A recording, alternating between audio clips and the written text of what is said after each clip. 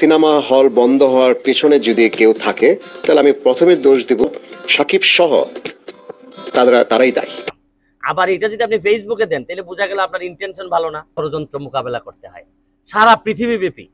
সম্প্রতি আলেকজান্ডার বো একটি ইন্টারভিউ জানিয়েছেন বাংলাদেশের সিনেমা হলগুলো বন্ধ হয়ে যাওয়ার পিছনে সবচেয়ে বড় দায়ী শাকিব খান। তিনি বলেছেন শাকিব খানের জন্যই বাংলাদেশের বেশিরভাগ সিনেমা হল বন্ধ হয়ে গেছে। আর এমন মন্তব্যের পর রীতিমতো নেটিজেনদের তোপের মুখে পড়েছেন আলেকজান্ডার বো।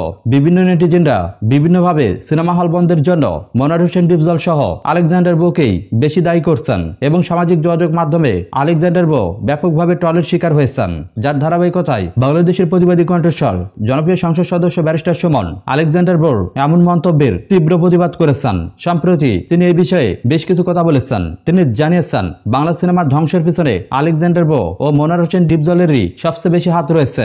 2001 সালের পর থেকে 2006 সাল পর্যন্ত আলেকজান্ডার বো পাশাপাশি মনোয়ার হোসেন ডিপজল বাংলা সিনেমাতে অশ্লীল সিনেমার প্রবেশ করান। আর সেই সময়ের অশ্লীল সিনেমাগুলো দাপটের সাথে বিভিন্ন সিনেমা হলে চালিয়ে আসছিলেন, যার কারণে রুচিশীল দর্শকরা সিনেমা হল থেকে নিজেদের মুখ ফিরিয়ে নেন। কারণ সেই সময়ে তারা পরিবার সহ ওই রকম নোংরা সিনেমা হলে গিয়ে দেখতে পারতেন না, যার কারণে ধীরে ধীরে বাংলা সিনেমার মৃত্যু ঘটে এবং সারা বাংলাদেশে অসংখ্য সিনেমা হল বন্ধ হয়ে যায়। আর এই জন্য ব্যারিস্টার সুমন মনে করছেন বাংলাদেশে সিনেমা হল বন্ধের পিছনে এবং বাংলা সিনেমা ধ্বংস হওয়ার পিছনে শাকিব খানের হাত নেই, বরং আলেকজান্ডার বো এবং মনোয়ার হোসেন ডিপজলের মতো অভিনেতাদের জন্যই বাংলা সিনেমা ধ্বংস হয়ে গেছে এবং বন্ধ হয়ে গেছে বাংলাদেশের অসংখ্য সিনেমা হল।